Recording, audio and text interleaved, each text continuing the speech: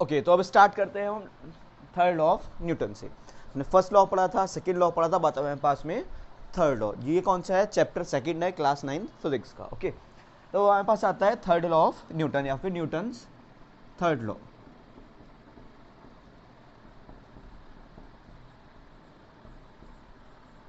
बहुत आसान, सबसे ज़्यादा सिंपल यही वाला लॉ होता है। इसमें क्या होता है, बस एक लाइन में लिखना है, according to Newton's third law every action has equal and opposite reaction, कि हर एक एक्शन का एक इक्वल और अपोजिट रिएक्शन आता है।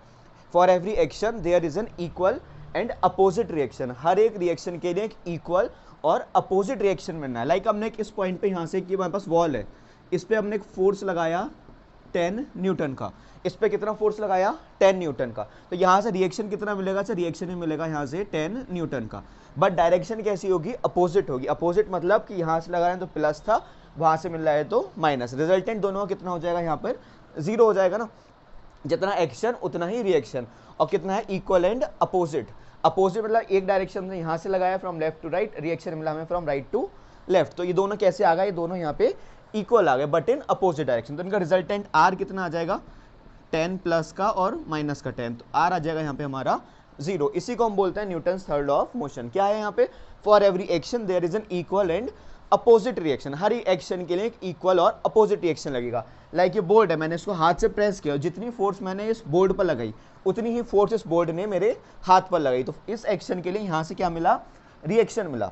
ठीक है, इसके बाद आते हैं हमारे पास इसके एप्लीकेशंस की। Newton's third law of motion के एप्लीकेशंस हमारे पास कहाँ कहाँ लगते हैं? तो फर्स्ट आता है वॉकिंग ऑन द ग्राउंड। जब हम ग्राउंड पे मूव कर पा रहे हैं, किस वजह से मूव कर रहे हैं? वो न्यूटन्स थर्ड लॉ की वजह से मूव कर रहे हैं। लाइक यहाँ से मैंने मूव करना स्टार्ट किया, तो हम मूव करने के लिए क्या करते हैं? अपने फुट को बैकवर्ड पुश करते हैं ना। हमने अपने फुट को क्या किया? बैकवर्ड पुश किया। जब उसको बैकवर्ड पुश किया तो उसने क्या एक रिएक्शन दिया जिसकी वजह से हम आगे मूव किए। ये क्या था यहाँ पे? Newton's third law of motion की हर एक एक्शन के लिए एक इक्वल और अपोजिट रिएक्शन है। अगर ये लॉ एप्लीकेबल नहीं हो तो हम कभी मूव ही नहीं कर पाएंगे। मूव आगे किस नहीं कर पाते? ऐसे चल पा रहे हैं ना आगे, यहाँ से एक पोजीशन से लेके दूसरे पोजीशन तक आए, हमने यहाँ पे मूव करना स्टार्ट किया। तो हमने अपने जब चलते हैं उसको ध्यान से देखने और अपने फुट को पीछे मूव कराते हैं ना, अपने पैर को पीछे की तरफ मूव कराते हैं। हमने पीछे मूव कराया, उसके बाद रिएक्शन में हम आगे जा पा रहे हैं उससे। तो क्या हो रहा है? हमने एक्शन दिया पीछे, रिएक्शन मिला हमें उससे आगे आने वाली डायरेक्शन, आगे वाली डायरेक्शन में, अपोजिट में जिसको बोल सकते हैं। तो उसकी वजह से हम चल पाते हैं। तो ये आता है walking on the ground is an application of Newton's third law. ठीक है, इसका एप्लीकेशन है या फिर हम इसका यूज बोल सकते हैं कि प्रैक्टिकल यूज हमारा ये कहाँ पर हो रहा है। सेकंड आता है इसमें recoiling of a gun. Recoiling of a gun क्या मतलब? जो गन होती है हमारे पास में जर्क देती है। जर्क मीन्स झटका होता है, कि जब भी हम गन से फायर करेंगे तो जर्क लेके गन थोड़ा सा पीछे मूव करेगी। वो किस लिए मूव करिए? कि हमने रिएक्शन दिया उसको आगे, बुलेट निकल के गन से आगे की डायरेक्शन में जा रही है ना, बुलेट गई आगे तो उसने, और गन कहाँ मूव होगी? इसलिए गन पीछे मूव होगी। इसी को हम क्या बोलते हैं? Newton's third law of motion की for every action there is an equal and opposite reaction. इसका और एग्जाम्पल आता है, जैसे हम बोट होती है, बोटिंग करते हैं वहाँ पे, तो हम उसको वाटर क्या करते हैं? बैकवर्ड फ्लो कराते हैं पेडल्स के थ्रू। वहाँ पे क्या करते हैं? वाटर को पीछे की तरफ मूव कराया हमने, बैकवर्ड मूव कराया। जब उसको हमने बैकवर्ड मूव कराया वाटर, तो बोट हमारी कहाँ चलने लगी? बोट सीधा आगे चलने लगी। ये सारे एग्जाम्पल्स किसके होते हैं? Newton's third law of motion की। मतलब जहाँ भी हम कोई एक फोर्स लगा देंगे वहाँ से हमें इक्वल और अपोजिट रिएक्शन मिल जाएगा। अब क्या करेंगे? हमारे पास हैंड है, हमने इससे बोल्ट को हिट किया, तो बोल्ट को हिट करने में क्या हमने फोर्स लगा रहे हैं, तो कुछ चोट हाथ पे भी लग रही है ना हमारे, तो वो क्या है हमारे पास में? रिएक्शन। ऐसा तो नहीं है ना कि हमारे हाथ पे कोई इफेक्ट नहीं पड़ा, सिर्फ बोर्ड पर ही फोर्स लगी। तो फोर्स ने, बोर्ड ने भी एक वापस फोर्स लगाई हमारे ऊपर, तो वो क्या था? वो एक रिएक्शन था। हम कभी भी कर सकते हैं, किसी भी चीज़ को हम हाथ से हिट करते हैं, किसी चीज़ को मारते हैं हाथ से, तो क्या होता है? हमारे हाथ पे तो इफेक्ट पड़ता है उसका। तो वही क्या है? Newton's third law of motion की हर एक्शन के लिए एक इक्वल और अपोजिट रिएक्शन मिला। बस कुछ नहीं करना, एक लाइन में इसकी डेफिनेशन लिखनी है। According to Newton's third law of motion for every action there is an equal and opposite reaction, की हर एक एक्शन के लिए क्या है? इक्वल एंड अपोजिट रिएक्शन है। इससे पहले वाली क्लास में हम लोग मोमेंटम पढ़ चुके थे। ओके, मोमेंटम के बाद आता है हमारा मोमेंटम क्या था? सभी जानते हैं मोमेंटम क्या था? Mass into velocity. मोमेंटम था p is equal to mv। अब आता है हमारे पास में law of conservation of momentum. Law of conservation of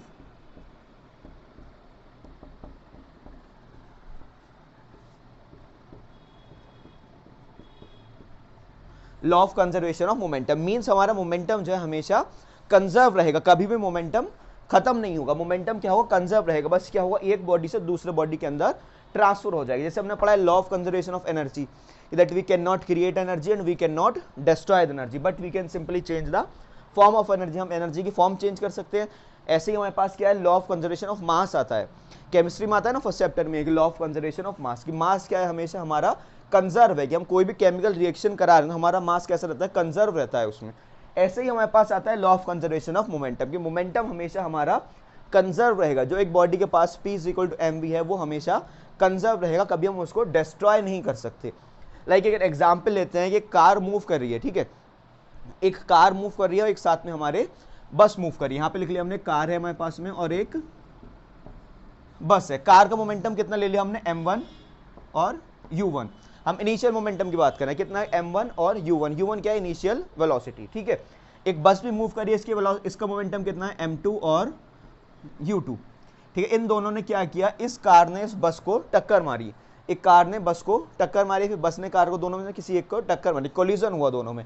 उसके बाद दोनों में जब भी देखते हैं किसी भी चीज़ का एक्सीडेंट होता है, कोई भी कोलिजन होता है, तो उनकी वेलोसिटीज़ क्या होती हैं, वो चेंज हो जाती है ना, वेलोसिटी चेंज हो जाएगी, लेकिन मास तो वही रहेगा ना। जो कार पहले थी, मान लो 100 किलोग्राम 1000 किलोग्राम की कार, तो वही रहेगी। तो यहाँ पे क्या हो रहा है कि इसमें क्या हुआ, इसके बाद में कार की वेलोसिटी कितनी हो गई, m1 v1, पहले u1 थी इनिशियल, अब हो गई v1 फाइनल। बस की कितनी हो जाएगी यहाँ पर, m2 और v2। तो लॉ ऑफ कंजर्वेशन मोमेंटम क्या कहता है कि जो मोमेंटम हमारा कोलिजन से पहले था वही हमारा कोलिजन के बाद रहेगा। लाइक हमारे पास पहले क्या था, m1 u1 plus m2 u2, ये किसके इक्वल हो जाएगा, m1 v1 प्लस m2 और v2, की मोमेंटम हमेशा हमारा कंजर्व रहा, जितना पहले था उतना ही अब भी है। इसी का यूज हम आगे न्यूमेरिकल्स में कर सकते हैं। कोई एक ऑब्जेक्ट है, हम m1 v1 m1 u1 और m1 v1 ले सकते हैं। दो ऑब्जेक्ट हैं तो हम यहाँ पे दो का ले सकते हैं, तीन ऑब्जेक्ट हो तो हम यहाँ पर तीन का ले सकते हैं। बट जितना मोमेंटम हमारा कोलिजन से पहले था उतना ही मोमेंटम कोलिजन के बाद रहेगा, कोई इसमें चेंज नहीं आएगा। ऐसा नहीं पहले हमारा आंसर आता था 15, अब आ जाएगा हमारा आंसर 10, ऐसा नहीं होगा, ना ही 15 के 20 को। जो आंसर एग्जैक्ट वैल्यू यहाँ पर थी बिफोर कोलिजन, वही वैल्यू आफ्टर कोलिजन होती है। हमारे पास कोई एग्जाम्पल ले सकते हैं, जैसे लॉ ऑफ कंजर्वेशन ऑफ मास था, उसमें क्या था, हमने एक प्रोडक्ट लिया ए और बी मिला के हमने क्या करा, सी बना दिया। मान लो ए का मास कितना था यहाँ पे 10 ग्राम, बी का मास था 20 ग्राम।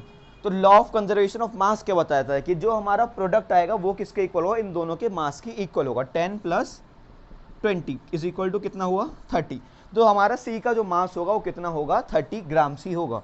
ऐसा नहीं कि यहाँ पे 20 था, ये 15 हो जाए या फिर इसमें कुछ चेंज आ जाए। ये है हमारा law of conservation of momentum. ऐसे ही है हमारा जो यहाँ पे क्या था, जितना पहले था उतना ही बाद में है। इसके सारे ये तीन लॉज आते हैं मेनली हमारे, conservation of momentum, conservation of मास और कंजर्वेशन ऑफ एनर्जी। से एनर्जी का भी बारे में पढ़ा होगा, ये सारा पहले आ चुका है इसमें, ठीक है। तो इस पार्ट में आता है, फिर आते हैं इसके कुछ एप्लीकेशन। ये कंजर्वेशन ऑफ मोमेंटम हमारा डेली लाइफ में कहाँ पर यूज हो रहा है।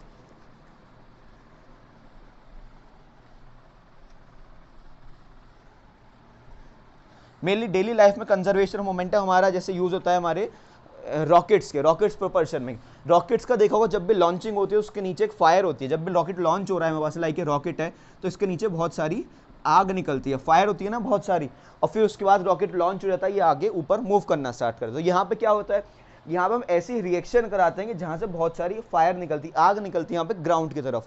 उसने ग्राउंड को क्या दिया, एक एक्शन दिया, उसके यहाँ पे बदले में इसको रिएक्शन मिला, कि क्या था इसका मोमेंटम। जितनी फोर्स नीचे लगी उतनी ही फोर्स इस पे ऊपर लगी और इसने आगे मूव करना स्टार्ट कर दिया। इसी को हम क्या बोलते हैं, कंजर्वेशन ऑफ मोमेंटम, कि मोमेंटम हमारा कंजर्व रहा, कि जितना मास और वेलोसिटी इधर था उतना ही मास और वेलोसिटी इसको इधर मिल चुका है।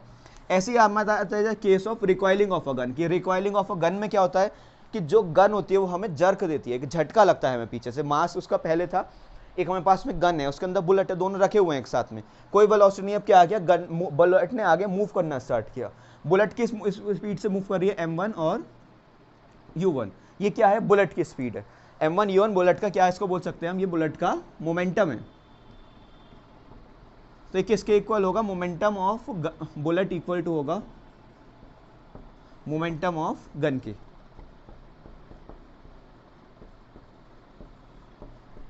ठीक है, मोमेंटम ऑफ बुलेट किसके इक्वल होगा, m2 और u2, ये इक्वल होगा momentum of bullet momentum of gun की। क्योंकि यहाँ पे अब देखते हैं मास तो दोनों का कांस्टेंट ही रहता है, बुलेट का भी कांस्टेंट रहेगा और गन का मास भी कांस्टेंट रहेगा। बट क्या है, इनकी वेलोसिटीज यहाँ पे डिफरेंट हो जाएंगी। बुलेट का मास बहुत छोटा है इसलिए उसके पास वेलोसिटी ज़्यादा हो जाएगी, गन का मास ज़्यादा है तो इसलिए उसकी वेलोसिटी कम हो जाएगी। इसने जितनी तेज स्पीड से बुलेट मूव करेगी, गन उतना स्पीड से मूव नहीं कर पाएगी, क्योंकि गन का मास बहुत ज़्यादा है और दोनों का प्रोडक्ट हमें करके इक्वल वैल्यू लानी है। तो गन थोड़ा सा मूव करेगी लेकिन बुलेट हमारा बहुत तेज मूव करेगी। इस टाइप के क्वेश्चंस बहुत आते हैं बुलेट्स और गन्स वाले।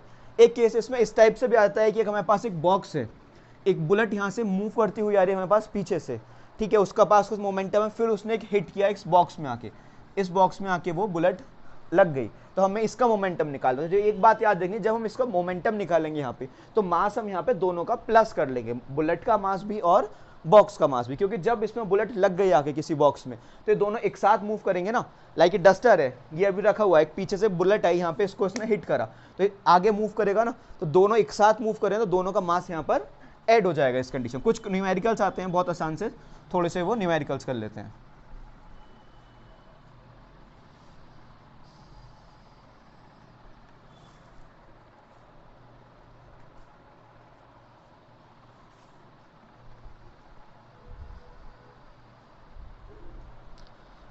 जैसे फर्स्ट क्वेश्चन आता है मेरे पास में, bullet of mass 10 gram is fired from a gun with a is fired from a gun of mass 6 kilogram. क्या दे रखा है? बुलेट ऑफ मास 10 ग्राम, मतलब मास किसका दे रखा है? बुलेट का। एम के साथ क्या लगा दिया हमने? बी। कितना दिया हुआ है इसमें? 10 gram. Is fired from a gun of mass 6 kilogram. Mass of gun कितना है यहाँ पे? 6 kilogram with a velocity of 30 metre per second. v कितना आ रहा है यहाँ पे? 30 metre per second. Calculate the required velocity of the gun. ये किसका है? बुलेट का है। हमें वेलोसिटी कैलकुलेट करनी है यहाँ पे, रिक्वायर्ड वेलोसिटी ऑफ गन, मतलब गन किस स्पीड से यहाँ पे हमारा पीछे जाएगी। तो बुलेट का मास दे रखा है, तो पहले हम क्या देखते हैं, बुलेट का मास ग्राम्स में दे रखा है। 10 ग्राम से इसको 1000 से डिवाइड करेंगे तो किस में हो जाएगा? ये हो जाएगा हमारा कन्वर्ट किलोग्राम्स में। कितना आ जाएगा? 1/100 और 0.01 किलोग्राम। ये आ जाता है हमारे पास में बुलेट का मास 0.1001 किलोग्राम, और मास ऑफ गन कितना है? 6 किलोग्राम। वेलोसिटी ऑफ बुलेट कितनी है? 30 metre per second. Velocity of gun हमें निकालनी है। यहाँ पे वही लिखेंगे, according to law of conservation of mass, short form में लिख दिया law of conservation of mass में, sorry, law of conservation of momentum. यहाँ पे मोमेंटम का कंजर्वेशन है हमारा, तो यहाँ पे क्या आ जाएगा? Mass of bullet into velocity of bullet is equal to mass of gun into velocity of gun. तो मास ऑफ बुलेट कितना है हमारे पास में? 0.01, और वेलोसिटी ऑफ बुलेट कितनी है हमारे पास में? 30। मास ऑफ गन कितना है यहाँ पर हमारे पास? 6, और वेलोसिटी ऑफ गन हमें कैलकुलेट करनी है। तो ये कितना आ जाएगा हमारे पास? 0.01 इंटू 30, ठीक है, अपॉन में इज इक्वल टू हमारा कितना आ रहा है यहाँ पे? 6। तो ये इक्वल हो जाएगा हमारा 0.01 into 30 upon 6 is equal to velocity of a gun. इसको कैलकुलेट कर सकते हैं, ये यूनिट क्या आ जाएगी इसकी? Metre per second. तो v इक्वल टू हमारा 30 को कैंसिल कर सकते हैं 6 से, 6 1 जा 6, 5 जार 30, तो v आ गया हमारा 0.01 इंटू 5 मीटर पर सेकेंड। इसको और आगे सॉल्व कर लेंगे तो हमारा क्या आ जाएगा? 0.05। v कितना आ जाएगा? 0.05 मीटर पर सेकेंड, ठीक है। ये हमारा क्या आ जाएगा? यहाँ पे वेलोसिटी आ जाएगा। कुछ नहीं करना है, बस लॉ ऑफ कंजर्वेशन मोमेंटम लगा के mass of momentum of bullet is equal to momentum of gun रख देना है यहाँ पे, ठीक है। इसके बाद आता है हमारा सेकेंड क्वेश्चन।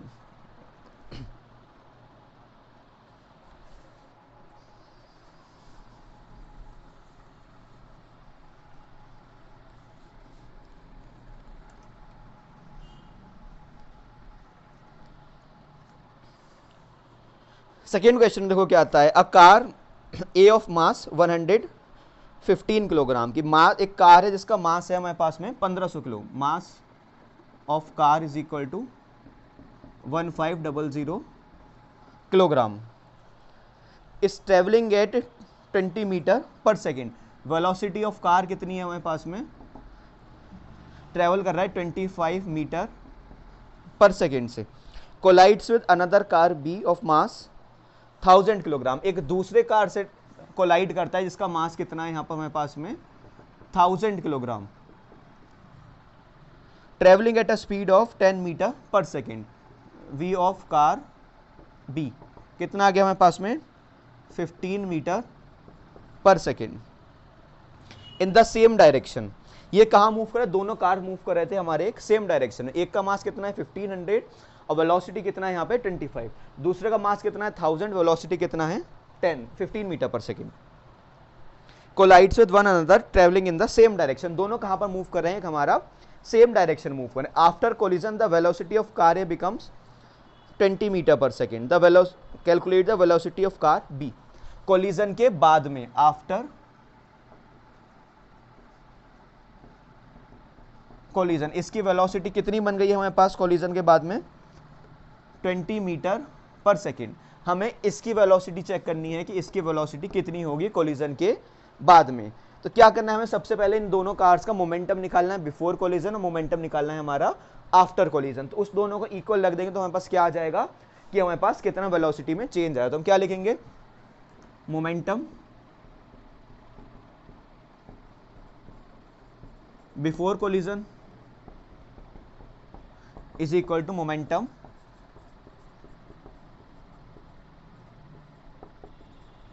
After collision. जो पहले था मोमेंटम वही तो बाद में रहेगा। तो फर्स्ट कार का कितना था हमारे पास 1500 इंटू 25। फर्स्ट कार का कितना था 1500 इंटू 25 प्लस सेकेंड कार का कितना था हमारे पास में 1000 इंटू 15। ठीक है, अब कोलिजन के बाद में फर्स्ट कार की वेलोसिटी कितनी हो गई 20 मीटर पर सेकेंड। जो इसका मास था वो तो वही सेम रहेगा, तो मास कितना आ जाएगा 1500 इंटू 20। ठीक है, सेकेंड कार का मास कितना था 1000। इसकी वेलोसिटी कितनी होगी वो यहाँ पे हम v लगा के ये लिख सकते हैं। इसके बाद हम इसको कैलकुलेट कर लेंगे, बस यहाँ कैलकुलेट करना है, उसके बाद में और कुछ नहीं करना।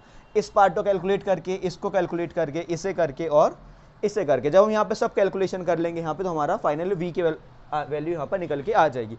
कुछ नहीं करना था इसमें, बस जो हमारा दोनों कार्स का मोमेंटम पहले था कोलिजन से उसको इक्वल रख देना है मोमेंटम बाद में, जो हमारा बाद में था। सारी क्वांटिटीज दी हुई हैं, बस यहाँ पे वेलोसिटी नहीं दी है कि कार की वेलोसिटी बाद में कितनी होने वाली है। तो वो वेलोसिटी हमें यहाँ से करके चेक करके यहाँ से निकालनी है। नॉर्मल मल्टीप्लाई करनी है 1500 की 25 से, 1000 की 15 से, एक वैल्यू यहाँ पर आ जाएगी। फिर क्या करना है हमें, इस प्रोडक्ट को मल्टीप्लाई करना है 1500 को 20 से करना है, फिर 1000 को v से। ये सॉल्व करके हम नॉर्मल कैलकुलेशंस करनी है यहाँ पे, ये सॉल्व करके हम यहाँ से v की वैल्यू निकाल सकते हैं, जो आसानी से सब लोग कर ही सकते हैं।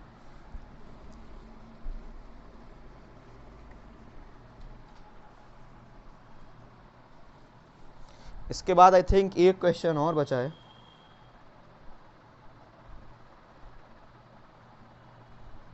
हाँ, एक ही क्वेश्चन है, अच्छा इंपॉर्टेंट क्वेश्चन है। क्वेश्चन में आता है bullet of mass 10 gram. Bullet का मास कितना है, m is equal to 10 gram. Mass of bullet है कि एक हमारे पास बुलेट है, मूव कर रहा है, उसका मास कितना है 10 ग्राम। सबसे पहले क्या करना है, क्वेश्चन में एक लाइन देखनी है, वहीं से सॉल्व करना स्टार्ट कर देना।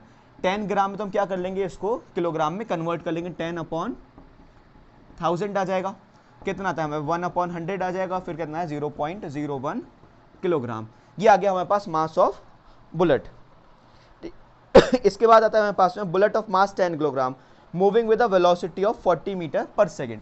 वेलोसिटी ऑफ बुलेट कितनी है हमारे पास में 400 मीटर पर सेकेंड से हमारे पास बुलेट मूव कर रहा है। Embedded in a freely suspended wooden block, एक वुडन ब्लॉक में जाकर लगती है जो हमारा फ्रीली सस्पेंडेड है।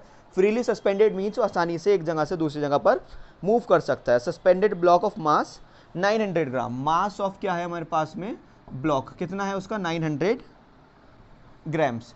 ठीक है, मास कितना होगा 900 ग्राम। इसको भी हम कन्वर्ट कर लेंगे 1000 से डिवाइड करके किलोग्राम में। ठीक है, इसको हमने किलोग्राम में कन्वर्ट कर दिया, कितना आ जाएगा 0.9 किलोग्राम। अब हमारे पास क्या आता है कि of a wooden block of mass 900 gram what is the velocity acquired by the block. इस ब्लॉक ने बाद में वेलोसिटी कितनी एक्वायर करी। तो जो पहले हमारा मोमेंटम बुलेट का था वो बाद में किसका आ जाएगा, हमारे ब्लॉक का। बस एक बात ध्यान रखिए, जो बाद में बुलेट का ब्लॉक का मास लगाना है वो मास हमें टोटल लगाना है, मीन्स हमें इसका मास भी लेना है साथ में ब्लॉक का, और साथ साथ उसमें बुलेट का मास भी लेना है। तो पहले हम चेक कर लेते हैं हमारे पास मोमेंटम।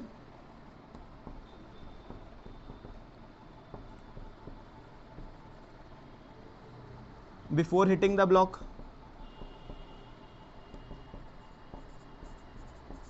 मोमेंटम ब्लॉक को हिट करने से पहले is equal to momentum after hitting.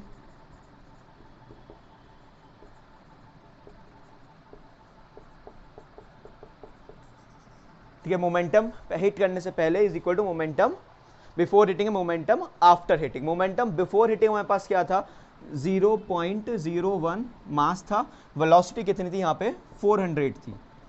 अब आता है हमारे पास में momentum after hitting. After hitting के लिए मास क्या लगाना है, मास हमें यहाँ पे दोनों का ऐड करके लगाना है, ब्लॉक का भी और बुलेट का भी, क्योंकि जब बुलेट टकरा गई किसी एक बॉक्स से तो दोनों साथ मूव करेंगे, तो मास यहाँ पे कितना आ जाएगा हमारे पास में 0.9 plus 0.01 into velocity of the block. ठीक है, ये हमारे पास कैलकुलेशंस निकल के आते हैं कि ये हमारा मास और वेलोसिटी डायरेक्ट ऐसे ही। उसके बाद जो हम यहाँ पे मास लगाएंगे वो क्या लगाएंगे, बुलेट का और बॉक्स का साथ साथ मिलाकर लगाएंगे, क्योंकि ये हमारा जैसे एक एग्जांपल लेते हैं कि एक बॉक्स था हमारे पास में, जब इस पे आके एक बुलेट लग गई तो बुलेट ने और बॉक्स ने एक साथ मूव करना स्टार्ट किया। लाइक हमारे पास बुलेट है और ये बॉक्स है, जब बुलेट ने आके उसको हिट किया तो फिर दोनों एक साथ मूव करेंगे ना आगे, तो दोनों एक साथ मूव करेंगे तो दोनों का मास यहाँ पे ऐड हो जाएगा। इसी टाइप के क्वेश्चन से बस यही देखना होता है, बस यही है कि यहाँ पे कंफ्यूजन का पॉइंट आता है। बहुत सारे लोग क्या करते हैं, इसमें सिर्फ बॉक्स का ही मास ले लेंगे कि बॉक्स का मास है, बुलेट ने अलग से कैलकुलेट किया, लेकिन ऐसा नहीं करना है, यहाँ पे ये चेंज आ जाएगा। बस इन कैलकुलेशंस को आगे सॉल्व करके इसका आंसर हम निकाल सकते हैं। इसी के साथ हमारा चैप्टर 2 कंप्लीट हो जाता है। नेक्स्ट क्लास से स्टार्ट करेंगे चैप्टर 3 ग्रेविटेशन। इसमें कोई भी प्रॉब्लम हुआ करे तो अपने उसमें कमेंट सेक्शन में जाके पूछ सकते हो। कोई भी प्रॉब्लम हो, कोई क्वेश्चन हो या कोई और प्रॉब्लम आती है टॉपिक से रिलेटेड, तो उसका एक बार हम रिवीजन क्लास फिर से स्टार्ट कर सकते हैं अगर सबको ज़रूरत होती है उसकी तो। Okay, thank you.